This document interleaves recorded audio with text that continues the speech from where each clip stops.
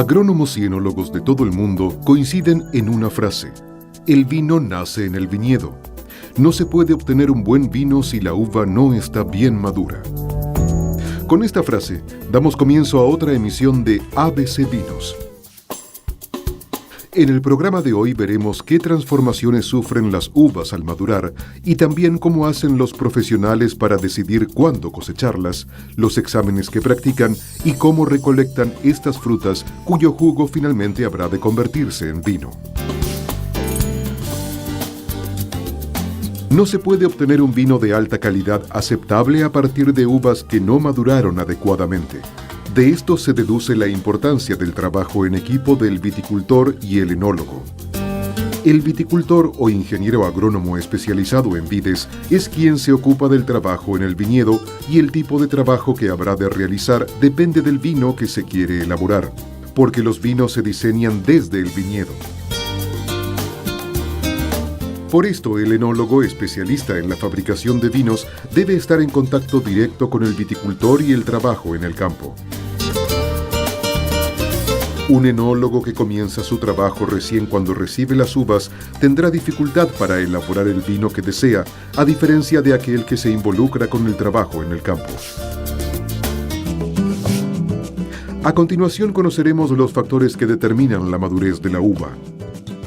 Ya hemos visto en programas anteriores cómo es el ciclo de desarrollo de la vid hasta llegar a su madurez. Recordémoslo.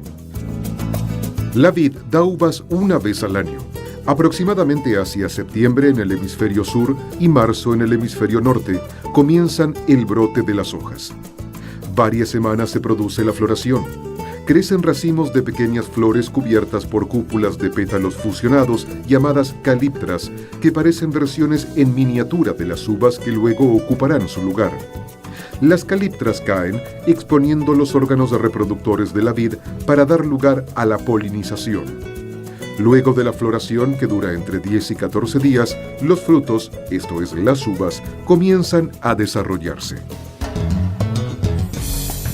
El período herbáceo es el período que abarca desde el cuajado, momento en que se forman los granos, hasta el envero, que es cuando las uvas cambian de color. Durante esta etapa las uvas son verdes porque deben su color a la clorofila. Los granos son pequeños y firmes. En el período herbáceo, 1 kilogramo de uvas contiene alrededor de 20 gramos de azúcar y casi 20 gramos de ácidos. El envero, que sucede a fines de enero en el hemisferio sur y a fines de julio en el hemisferio norte, es el momento en que las uvas comienzan a tomar su color final. Los granos engordan, adquieren elasticidad y ganan dulzor. Las uvas blancas pasan del verde al amarillo, las tintas del verde al rojo y luego al violeta muy oscuro. El período de maduración es la etapa que transcurre desde el envero hasta la madurez completa de las uvas. Dura entre 40 y 50 días. Las uvas continúan engordando, acumulando azúcar y perdiendo acidez hasta que alcanzan la madurez óptima para ser cosechadas. Durante la maduración, las uvas sufren 3 transformaciones fundamentales. Se hinchan aumentando su tamaño, acumulan azúcares, disminuyen su acidez. Las uvas aumentan continuamente de volumen y de peso desde el momento del cuajado hasta la plena madurez, aunque su crecimiento es irregular y se produce por etapas. En los años en que llueve abundantemente, las uvas resultan de mayor tamaño que en años secos. Esto se debe a que las uvas tienden a acumular el agua en la pulpa. Es por eso que son temidas las lluvias excesivas en los días previos a la cosecha. Los azúcares de las uvas hinchadas por la lluvia se diluyen con el agua, lo que da como resultado vinos aguados. Durante el envero y la maduración, las uvas acumulan azúcares. El jugo en la pulpa de las uvas puede pasar de contener alrededor de 50 gramos de azúcar por litro a contener más de 200. Esta acumulación de azúcares es menor y más lenta en climas fríos que en climas cálidos. Los azúcares que acumulan las uvas denominados glucosa y fructosa se transformarán en el alcohol del vino durante la fermentación. Para alcanzar el grado alcohólico que se desee, debe lograrse una concentración de azúcares determinada. Existen varios tipos de azúcares.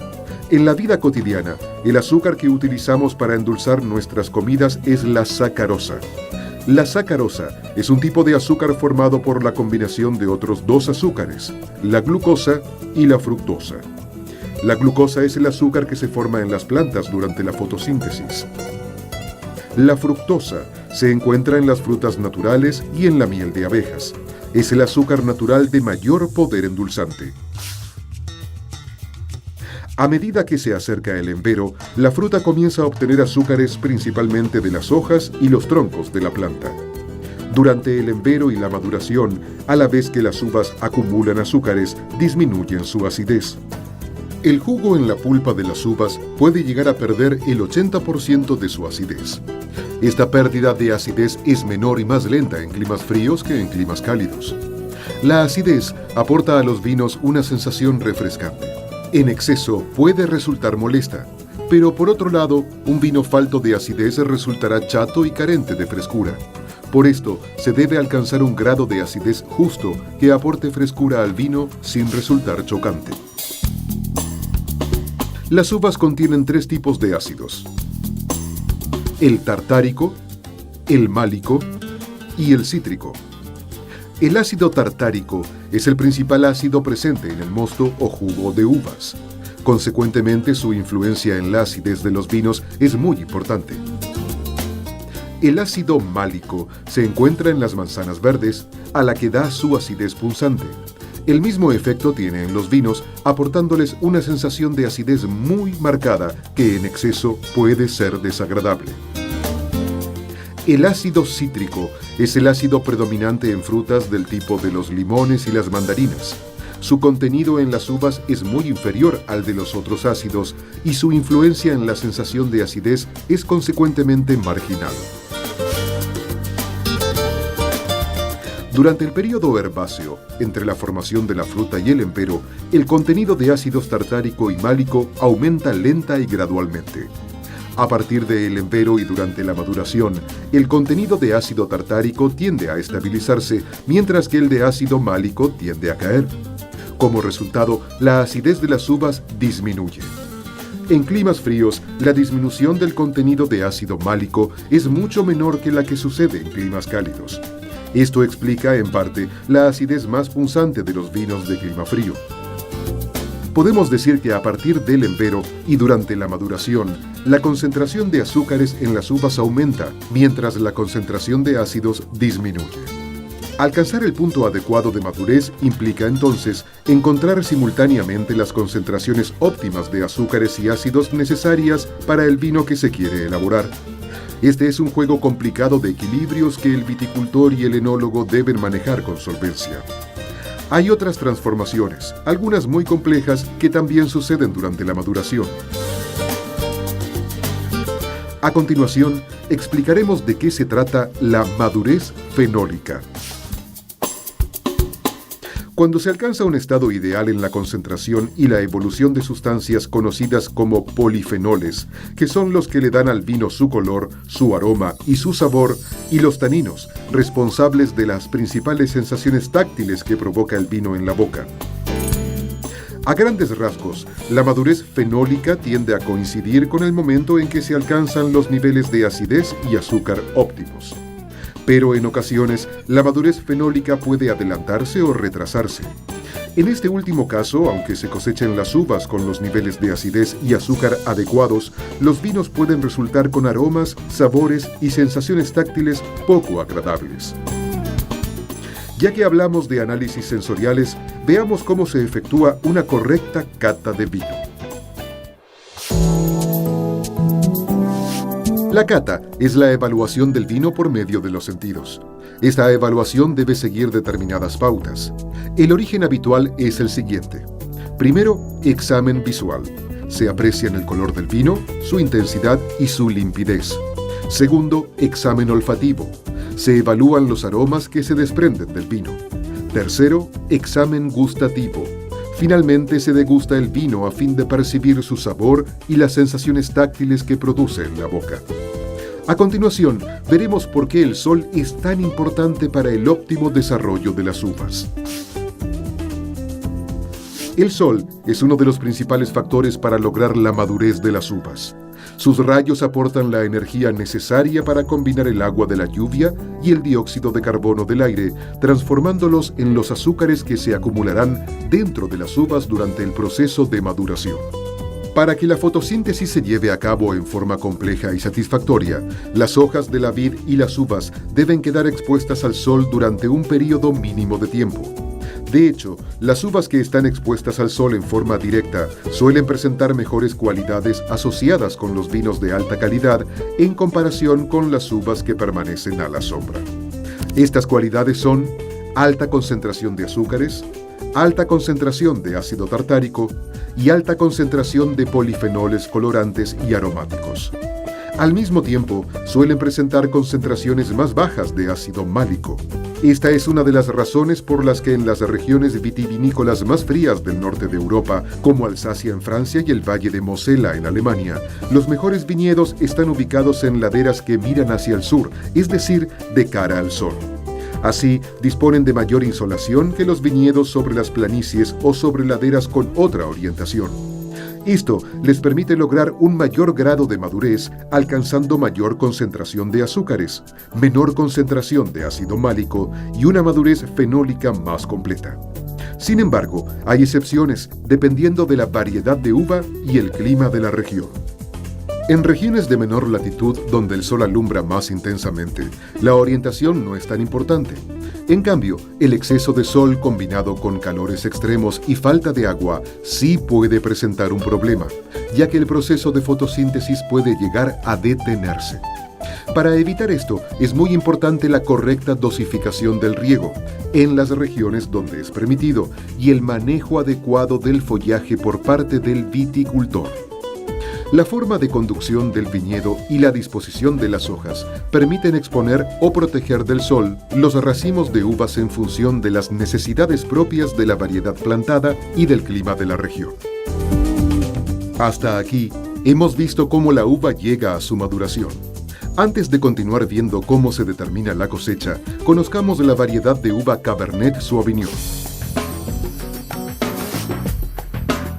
Esta uva tinta de origen francés ganó fama mundial por formar parte de los reconocidos vinos tintos de Burdeos. Es fácil ver por qué se convirtió en una de las cepas tintas más plantadas en el mundo. Se adapta sin dificultad a muchos tipos de climas y suelos y tiene la capacidad de dar vinos de alta calidad en casi todos ellos.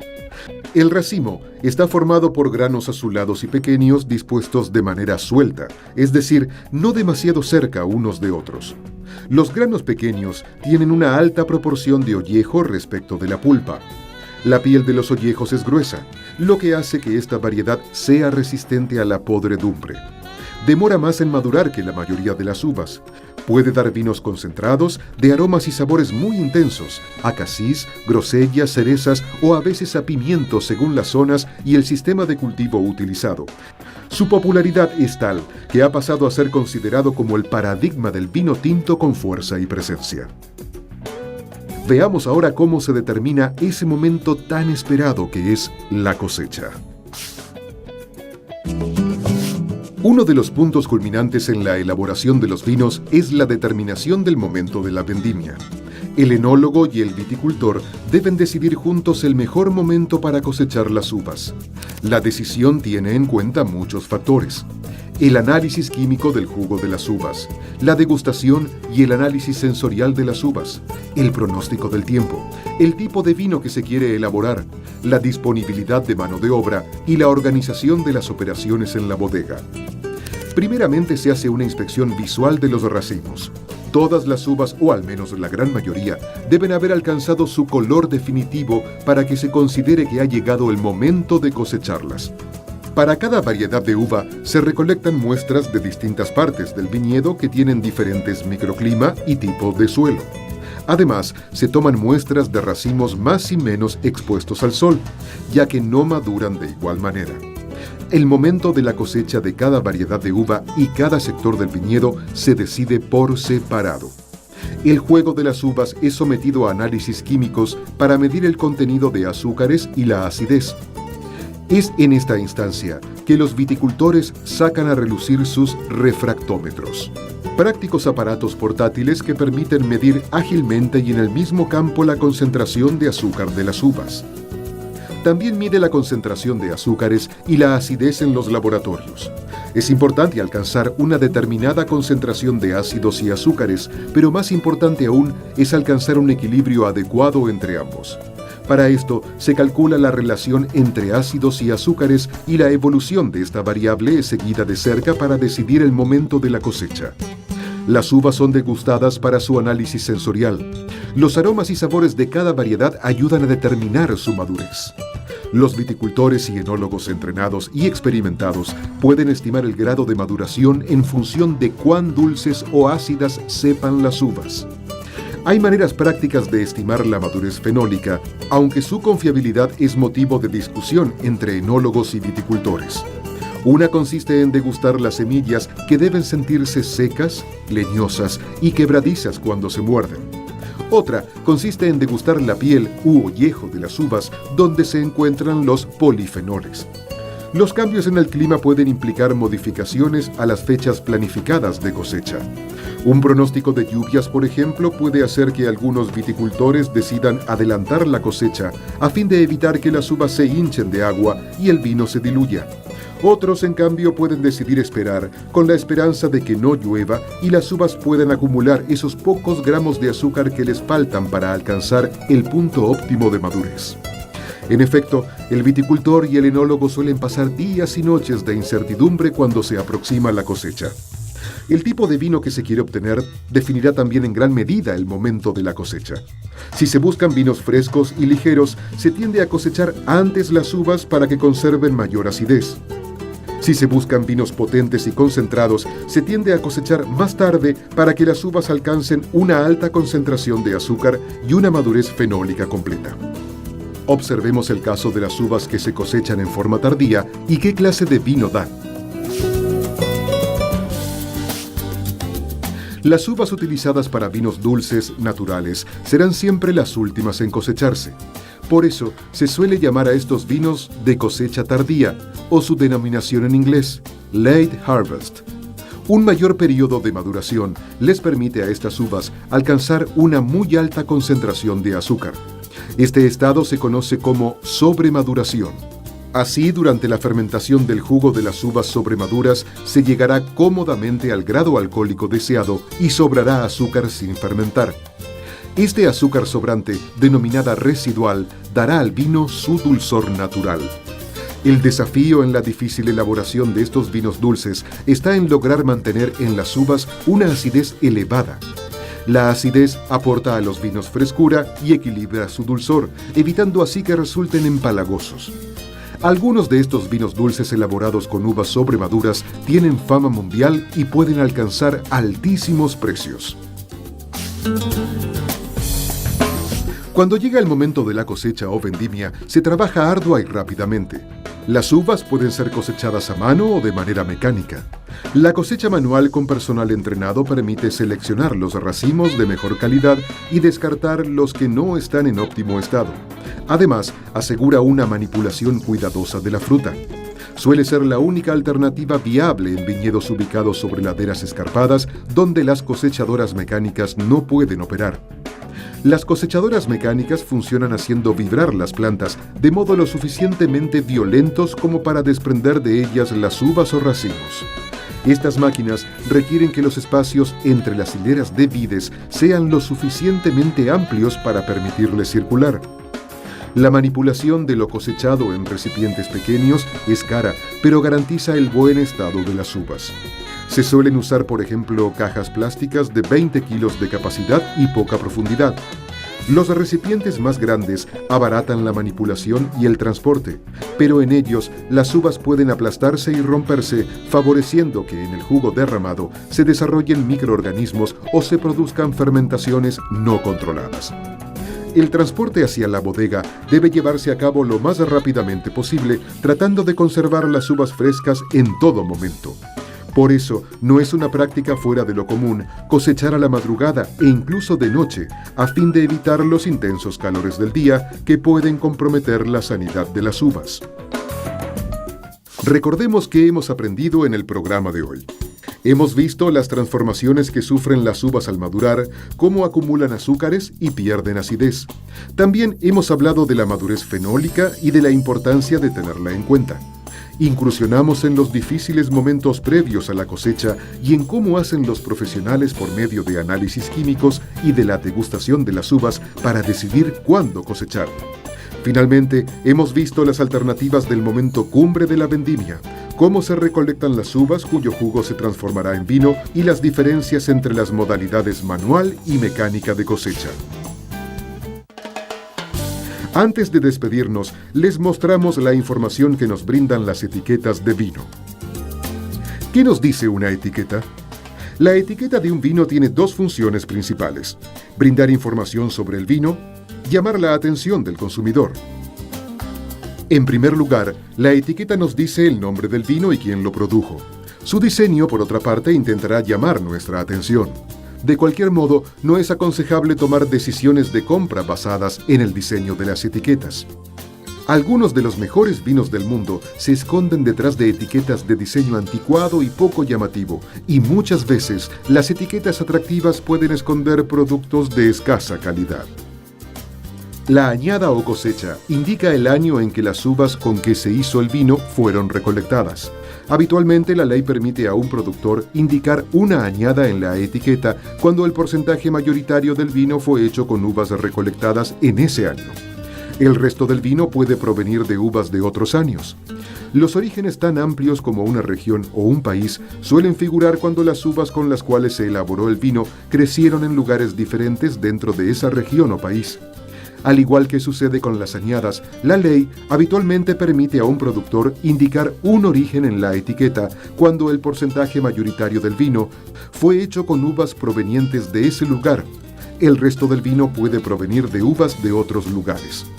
Un dato que no siempre figura en las etiquetas, pero que es cada vez más común, es el cepaje, es decir, el tipo o la variedad de uva con que fue elaborado el vino. Los europeos son menos proclives a indicar los cepajes en las etiquetas, pues según su filosofía, el origen de las uvas es un factor mucho más relevante.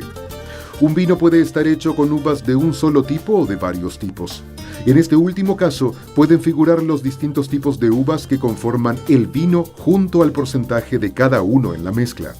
Al igual que sucede con las añadas, la ley habitualmente permite a un productor indicar un único tipo de uva en la etiqueta cuando por lo menos el 80% del vino fue hecho con esa variedad de uva. La graduación alcohólica, esto es, el número que nos indica qué porcentaje del vino está formado por alcohol. Es un dato que las disposiciones legales vigentes en todos los países obligan a hacer figurar. Muchos vinos tienen además una etiqueta secundaria o contraetiqueta, por lo general pegada en la parte opuesta de la botella, detrás de la etiqueta principal, con datos sobre cómo se elaboró el vino y ocasionalmente su historia, su capacidad de añejamiento, su estilo y sus cualidades. Cada vez más, los consumidores piden información sobre el vino. De todas maneras, lo mejor será probarlo y, sin dejarnos influenciar por la etiqueta, evaluar si la botella fue de nuestro agrado. Espero que hayan aprendido y disfrutado del programa de hoy. Nos encontramos en el próximo capítulo de ABC Vinos.